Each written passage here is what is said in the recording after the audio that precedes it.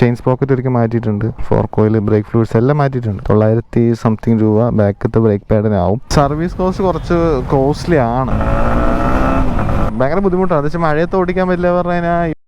ഇത് നമ്മുടെ MT, എൻ്റെ കൂട്ടുകാരൻ MT 15 വെർഷൻ 2 ആണത്. 2024 മോഡലാണ്. അപ്പോൾ അവൻ 2 വർഷം യൂസ് ചെയ്തു. അപ്പോൾ ഒരു ഓണർഷിപ്പ് റിവ്യൂ ചെയ്യാന്ന് പറഞ്ഞിട്ടാണ്. ഇപ്പോൾ കിലോമീറ്റർ 30,000 ആയിട്ടുണ്ട്. അത്യാവശ്യം നല്ല ഓട്ടം ഉണ്ട്. ഇത്രയും കിലോമീറ്റർ ഓടാൻ കാരണം എന്താ വെച്ച് കഴിഞ്ഞാൽ നാട്ടിലേക്ക് പോയി വരുന്നതെല്ലാം ഇതിലാണ്. കൊച്ചിയിൽ നിന്ന് പാലക്കാട്ടേക്ക് ഓൾമോസ്റ്റ് എല്ലാ വീക്കും പോവും. ഡെയിലി ഓഫീസ് കമ്മ്യൂട്ടും ഉണ്ട്. അതും ഓൾമോസ്റ്റ് ഒരു 3-4 കിലോമീറ്റർ ഡെയിലി ഓടുന്നുണ്ട്. രണ്ടുപേരും കൂടെ ഇതിൽ പോവും, അല്ലെങ്കിൽ ഇടയ്ക്ക് ഒറ്റയ്ക്ക് പോവും. അങ്ങനെയാണ്, മീൻസ് കൂടുതലും പില്ലിയൻ വെച്ചിട്ട് തന്നെയാണ് അവൻ നാട്ടിലേക്ക് പോകുന്നത്. ഇവിടെ സിറ്റി റൈഡും എല്ലാം ചെയ്യുന്നത് പില്ലിയനാണ്. അപ്പോൾ പില്ലി കംഫർട്ട് ഞാൻ പറയാം, ഇത്രയും കിലോമീറ്റർ ആയല്ലോ. അതുകൊണ്ട് സർവീസിൽ ചെയിൻ സ്പ്രോക്കറ്റ് ഒരിക്കൽ മാറ്റിയിട്ടുണ്ട്, ഫോർക്ക് ഓയിൽ, ബ്രേക്ക് ഫ്ലൂയിഡ്സ് എല്ലാം മാറ്റിയിട്ടുണ്ട്. സർവീസിൻ്റെയും ഓട്ടിക്കുമ്പോൾ പറഞ്ഞുതരാം. പിന്നെ ബാക്ക് ടയർ ഒന്ന് മാറ്റിയിട്ടുണ്ട്, അപ്പോളോൻ്റെയാണ്. പിന്നെ അവൻ മോഡിഫിക്കേഷൻ ആയിട്ട് ചെയ്തിട്ടില്ല കൂടുതലായിട്ട്. സ്റ്റോപ്പ് റാക്ക് വെച്ചു, പിന്നെ ഒരു ക്രാഷ് ഗാർഡ്, JB റേസിങ്ങിൻ്റെ crash guard ladies foot rest പോലെ വെച്ചിട്ടുണ്ട്. അത് 2 സൈഡും വെച്ചു അവൻ. പിന്നെ ഒരു ഫോൺ ഹോൾഡറും റേഡിയേറ്റർ ഗാർഡും ഒന്ന് വെച്ചിട്ടുണ്ട്. ഓക്കെ, അപ്പോൾ ഇത് മാത്രമാണ് മോഡിഫിക്കേഷൻ ആയിട്ട് ചെയ്തിട്ടുള്ളൂ. ഇവൻ ഇത് എടുക്കാൻ മെയിൻ കാരണം ഇവൻ ഡ്യൂക്കാണ് നോക്കിയിട്ടിരുന്നത്. അതായത് ഡ്യൂക്ക് 200 എടുത്താലോ അല്ലെങ്കിൽ 250 പോയാലോ എന്നുള്ള രീതിക്കായിരുന്നു. പിന്നെ ഞങ്ങളെ കുറേ ഡിസ്കസൊക്കെ ചെയ്ത് യൂസ് കേസിന് ഡ്യൂക്ക് കുറച്ചും കൂടെ എക്സ്പെൻസീവ് ആവൂടാ എന്നൊക്കെ പറഞ്ഞിട്ടാണ് പിന്നെ ഞങ്ങൾ MTയിലോട്ട് വന്നത്. പിന്നെ അവന് ഹോണ്ടയുടെ വണ്ടി അത് താല്പര്യമില്ലായിരുന്നു, ഹോണ്ടയ്ക്കൊന്നും പോകണ്ടെന്നുള്ളത് ഉണ്ടായിരുന്നു. ഇത്രയും കൂടെ ഒന്ന് കൈ കൊടുത്ത് കയറണം, പവർ വേണമെന്നായിരുന്നു. ഒരു നാക്കഡായിട്ട് വണ്ടി വേണം, അത് നല്ല ലുക്കായിരിക്കണം എന്നാണ് അവൻ്റെ ആഗ്രഹം ഉണ്ടായിരുന്നത്. അതുകൊണ്ടാണ് അവൻ ഈ കളറിനെ ചൂസ് ചെയ്ത്. വീലൊക്കെ ഓറഞ്ച് ആയിട്ടുള്ളത്, ഫുൾ ബ്ലാക്ക് ഉണ്ടായിരുന്നു. ഞാൻ അടുത്ത് അത് നോക്കി പറഞ്ഞപ്പോൾ അവൻ ഇത് തന്നെ മതി എന്ന് പറഞ്ഞിട്ടാണ് ഇതെടുത്തത്. പക്ഷെ കുഴപ്പമില്ല, അതൊരു ഡിഫറെൻ്റ് ആയിട്ടുണ്ട് വണ്ടി. പിന്നെ ഗോൾഡൻ കളർ ഫോർക്കൊക്കെ വരുന്ന സമയത്ത് വണ്ടി അടിപൊളിയാണ്. എല്ലാവരും ചെയ്യുന്ന പോലെ ഇതിൻ്റെ ടെയിൽ ടൈഡി ഒന്നും അവൻ മാറ്റിയിട്ടില്ല, സ്റ്റോക്ക് തന്നെയാണ്, വേറെ ഒന്നും ചെയ്തിട്ടൊന്നുമില്ല.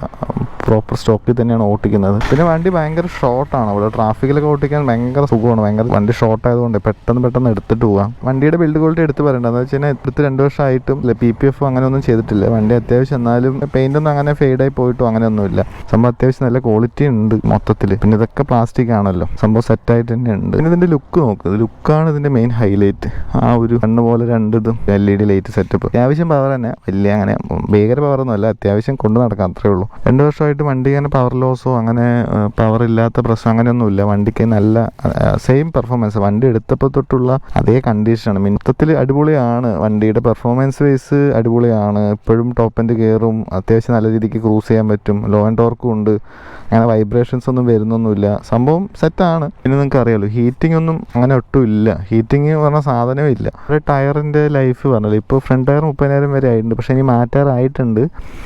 ബാക്ക് ടയർ ഒരു കുറച്ചായിട്ടുള്ളൂ മാറ്റിയിട്ട്, 20 സംതിങ്ങിൽ മാറ്റിയതാണ്. 28,000, 26,000 to 28,000 ബാക്ക് ടയർ മാറ്റിയത്. പിന്നെ ഫ്രണ്ടിലെ ബ്രേക്ക് പാഡ് നോക്കുകയാണെന്നുണ്ടെങ്കിൽ 400 സംതിങ് രൂപ ഫ്രണ്ടിൽ ബ്രേക്ക് പാഡ് വരും. ബാക്കത്തിന് 900 സംതിങ് രൂപ ബാക്കത്തെ ബ്രേക്ക് പാഡിനാവും. ഓടിച്ചുകൊണ്ട് വണ്ടിയുടെ കംഫർട്ടിനെ കുറിച്ച് പറയാം. കീയെ കണ്ട, കീ താഴെയാണ് കൊടുത്തിരിക്കുന്നത്. ഇവിടെ ഫ്രണ്ടിലൊന്നുമില്ല, നമ്മൾ ഇത്രയും അടുത്താണ് വണ്ടിയുടെ. ഓക്കെ, അപ്പോൾ നമുക്ക് എന്തായാലും വണ്ടി ഒന്ന് സ്റ്റാർട്ടാക്കാം. കണ്ട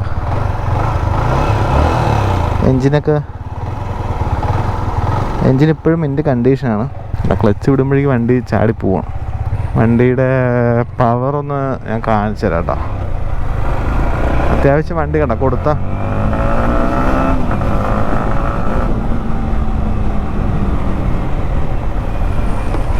റൈഡിങ് കംഫർട്ട് ഒന്ന് നമുക്ക് സംസാരിക്കാം. ഇരിക്കണതൊക്കെ അപ്രൈറ്റ് ആണ്. റൈഡർ സീറ്റ് വലിയ കുഴപ്പമില്ല മീൻസ് അങ്ങനെ കംഫർട്ടൊന്നും അല്ല, പക്ഷെ കുഴപ്പമില്ല, നമുക്ക് അത്യാവശ്യം ട്രാവൽ ചെയ്യാം. പില്ലിയൻ സീറ്റ് ഭയങ്കര ഷോർട്ടാണ്, അപ്പോൾ ഇരിക്കണത് കംഫർട്ടേ അല്ല. ഇത്തിരി സ്റ്റോപ്പൊക്കെ എടുക്കേണ്ടി വരും. അപ്പോൾ കംഫർട്ട് അതാണ് അവസ്ഥ, ഭയങ്കര ബുദ്ധിമുട്ടാണ് ഇരിക്കാൻ വണ്ടിയിൽ. സീറ്റും ഈ പറഞ്ഞ പോലെ ഭയങ്കര ഹാർഡായതുകൊണ്ട് റൈഡിങ് കംഫർട്ട് ഇത്തിരി കുറവാണ് ഇത്. പിന്നെ ഒന്നാമതൊരു സ്പോർട്സ് കാറ്റഗറി വണ്ടിയായി, ഇതിപ്പോൾ നാക്കഡ് സ്പോർട്ടായി. അപ്പോൾ നമ്മളതിൽ കംഫർട്ട് വേണം വേണ്ട വാശി പിടിച്ചിട്ട് കാര്യമില്ല, ബട്ട് കംഫർട്ട് ഇല്ല.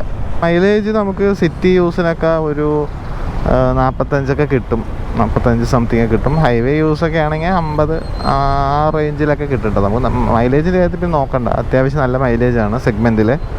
വേറെ എല്ലാ വണ്ടിനേക്കാളും നല്ല മൈലേജ് ഉണ്ട്. നിങ്ങൾ അതോർത്ത് ടെൻഷൻ ആവണ്ട. അപ്പോൾ നിങ്ങൾ ഓടിക്കുന്നതിനനുസരിച്ചിരിക്കും. നമ്മളെപ്പോഴും കൈ കൊടുത്ത് ഓടിച്ചാൽ കുറച്ച് കുറയും, പക്ഷേ അത്യാവശ്യം ക്രൂസ് ചെയ്ത് മര്യാദയ്ക്ക് ഓടിച്ചു കഴിഞ്ഞാൽ നല്ല മൈലേജ് കിട്ടും. സർവീസ് കോസ്റ്റ് കുറച്ച് കോസ്റ്റ്ലി ആണ്. എല്ലാം 4000 കിലോമീറ്റർ അല്ലെങ്കിൽ 4 മാസത്തിലാണ് സർവീസ് വരുന്നത്. ഓരോ സർവീസിനും അത്യാവശ്യം നല്ല എക്സ്പെൻസ് ആണ് കേട്ടോ. ഞാൻ വിചാരിച്ചു MT 150 അല്ലേ, നമുക്ക് അത്ര എക്സ്പെൻസ് വരില്ല എന്നുള്ളൂ. പക്ഷേ ഇവർ അത്യാവശ്യം നല്ല രീതിക്ക് ചാർജ് ചെയ്യുന്നുണ്ട്. എല്ലാം ഒരു 3000 to 4000 രൂപൻ്റെ സർവീസ് ആവുന്നുണ്ട്. ഇത് ബ്രേക്ക് പാഡ് മാറ്റണമെങ്കിൽ നല്ല ലേബർ മേടിക്കുന്നുണ്ട്. 300 രൂപ 400 രൂപ ബ്രേക്ക് പാഡ്. അതായത് സർവീസിന് കൂടെ തന്നെ എല്ലാത്തിനും സെപ്പറേറ്റ് ലേബറാണ്. അപ്പോൾ ഈ സർവീസ് ഇത്രയ്ക്ക് മോശമാണോ എന്നാണ് എനിക്ക് അറിയാത്തത്. അപ്പോൾ പിന്നെ അത് കൂടാതെ പിന്നെ ഒരു മേജർ ഒരു ഇഷ്യൂ വന്നിട്ടുണ്ടായിരുന്നു. മഴയത്ത് ഓട്ടിക്കുന്ന സമയത്ത് വണ്ടി ഒരു ലിംബ് മോഡിലോട്ട് പോകുന്ന പോലെ, അതായത് വണ്ടിക്ക് പവറേ ഉണ്ടാവില്ല, 60ൻ്റെ അപ്പുറം കടക്കില്ല, വണ്ടി RPM ഒക്കെ ഇടയിൽ കട്ടായി പോവും. അതായത് പിന്നെ വണ്ടി ഓഫാക്കി ഓണാക്കുമ്പോഴേക്കും എൻജിൻ വാണി ലൈറ്റൊക്കെ വരും. അപ്പോൾ ഇത് ഭയങ്കര ബുദ്ധിമുട്ടാണ്. എന്ന് വെച്ചാൽ മഴയത്ത് ഓടിക്കാൻ പറ്റില്ല പറഞ്ഞു കഴിഞ്ഞാൽ ഇവർക്ക് സർവീസ് സെൻറ്ററിൽ കൊണ്ടുപോയി, ഇത് വെച്ചിട്ട് കൊണ്ടുപോയി.